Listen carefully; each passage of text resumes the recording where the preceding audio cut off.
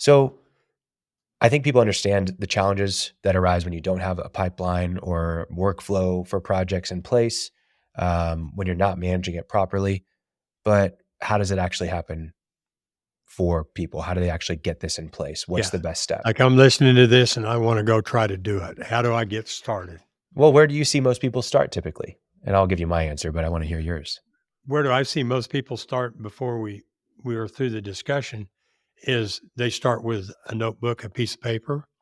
Yep. There are a lot of people use uh, programs, I guess you call it programs, uh, such as Jobber or Yep. uh, Trello. House Call Pro. Hmm. Yeah, Trello cards are a little bit different than Jobber, and so I don't see people doing what I'd like to see them do. Okay, and I Yeah. sit and say I'm not the.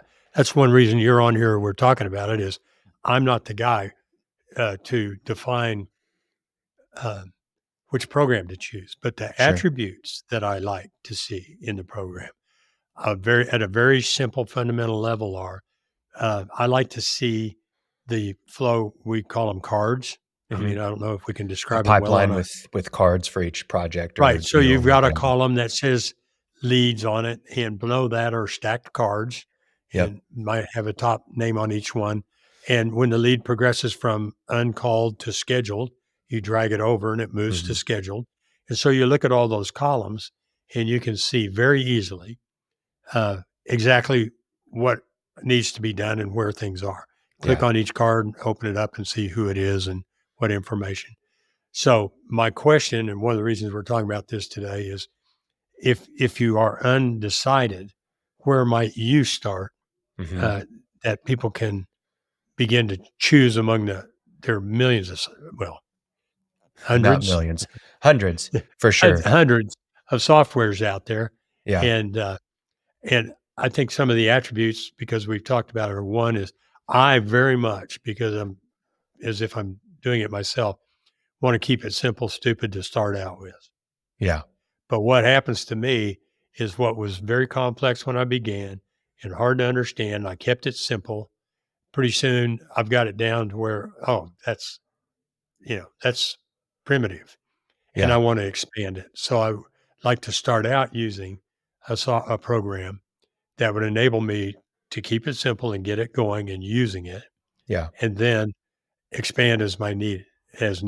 Yeah. And I think you have a precept that goes before that is don't try to complicate and do everything until you can at least do it manually, right? Yeah, a lot of people are gonna look in well, one, they're gonna go to different software websites, and they're gonna read all these promises and think that as soon as they purchase it, it's fixed, it's done, it's in place, I'm using it, great. That's not the case. You'll probably get overwhelmed, you'll probably get frustrated, you'll probably sign up for the account, use it for a week, and then not touch it again. That's Right. the most common thing that we see. Um, Another thing that we hear from people is that they wanna automate things, they want things to just work on their own.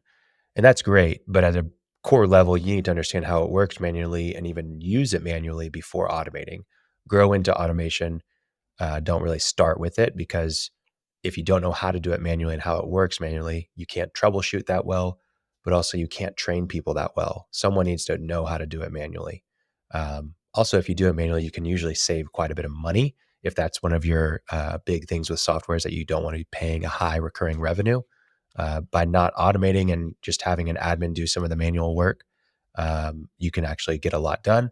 And then eventually you can automate if you feel like it justifies the cost. So when you're starting out, the biggest thing is understanding what your objective is.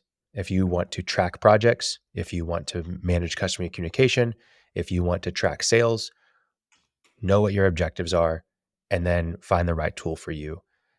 If you are a commercial, um, let's say a commercial GC, you don't want to use Jobber.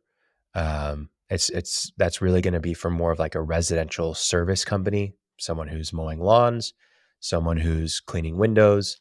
Um, there's a variety of even a commercial HVAC. service company could technically use Jobber, but it's not one that you're going to use if you're a cabinet manufacturer and you're making cabinets for kitchens doing install.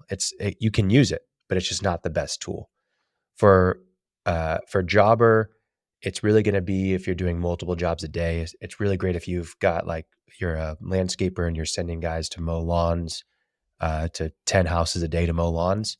You're gonna be able to track where they are, track their time. You're gonna be able to put their schedule in so they can see it, and it sends them right to where they need to go with the address, all that stuff. If you've got 3 jobs a month that you're going to, you don't need Jobber. That's not really the purpose of it.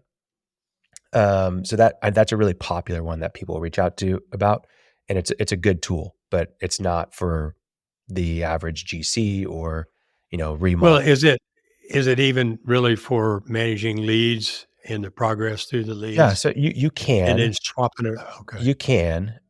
It's not it's in my opinion, it's better at the actual you can do that stuff, but it really shines whenever you're managing crews and projects and trying to get them scheduled and trying to get them organized.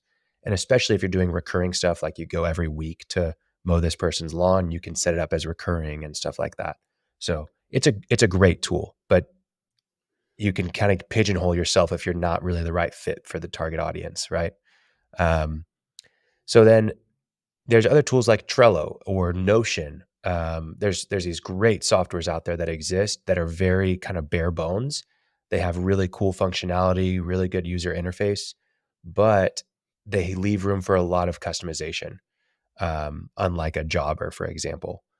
And just understand that with customization comes responsibility and knowledge. That just like, you can drive a Toyota or you can drive a Lamborghini, but whenever you run into a problem, you can't take the Lamborghini to Hibden tires or to whatever, uh, Midas. You've got to take it to a specialty mechanic to be able to work on it. But for the Toyota, you might be able to watch a YouTube video and fix it, but you can also take it to any of your local places and they'll be able to Mhm. change your oil, you know? Same kind of thing with that customizable software. When you customize it, it's really, you're the only person that knows how to do it. And if you don't really know how to do it, you're just kind of working with a mess and it doesn't necessarily work. And you have to have the knowledge, but you also have to be responsible for maintaining it. Whereas if you use like a Jobber, for example, you've got Jobber support. There's certain functionality, there's things that you can customize for sure, but there's certain functionality that's just this is how the tool works. And so you can take a course on how to do that. And it's really hard to break. Whereas you can break a Trello, you can break a Notion pretty easily if you're not really intuitive and have it documented how to use it. So those tools are great, but, maybe think about using something that's a little bit more rigid so that you don't have to worry about being responsible for the customizations. A tool that I really love, I've talked about it on here a lot, for remodelers, GCs, people that are doing longer length projects, not like, we're not going job to job every single day. I love using HubSpot because it gives you that rigidity, but it also has a lot of customization and features that you can grow into long term. And when I say long term, you become $100 million contractor, you could still use HubSpot for your sales, for your marketing.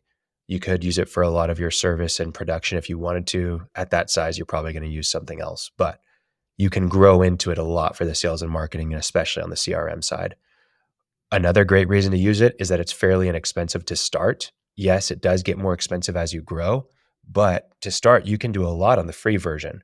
Um, like you could go and create your own sales pipeline and your own production pipeline on HubSpot with minimal customization to the actual properties you want to track. Um, and you could get away for free. And you could do a lot of good work. You could have as many users as you want. You can basically have as many contacts as you want as long as you're not sending marketing emails to them. Then you're limited to a certain amount. But um, yeah, for free, you can get away with a lot. And if you pay the $30 a month for the starter suite, you can really get everything you need for a long time, like till you're 10 million plus in revenue. And then you might want to pay for some automation and things like that.